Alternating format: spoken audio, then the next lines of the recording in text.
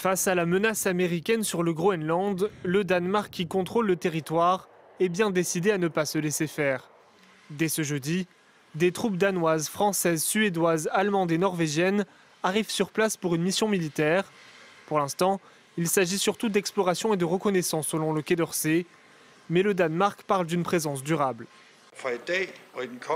À partir d'aujourd'hui et dans les jours à venir, il y aura une présence militaire accrue au Groenland et dans ses environs, notamment des avions, des navires et des soldats, y compris ceux d'autres alliés de l'OTAN.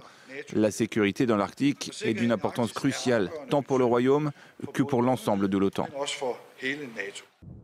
Des pays de l'OTAN venus en soutien au Danemark pour s'affirmer face à un autre pays de l'OTAN, les États-Unis, une situation inédite.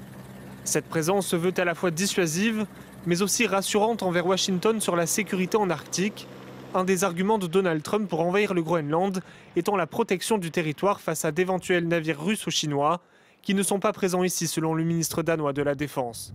Je considère qu'il est improbable qu'un pays membre de l'OTAN attaque un autre pays membre de l'OTAN. À Nuuk, le gouvernement local salue cette présence militaire européenne. Les soldats de l'OTAN devraient être plus présents au Groenland à partir d'aujourd'hui et dans les jours à venir. On s'attend à une augmentation du nombre de vols militaires et de navires. Et bien sûr, ils s'entraîneront dans la région conformément à l'accord conclu avec l'OTAN. Pour l'instant, cette mission d'exploration doit durer jusqu'à samedi.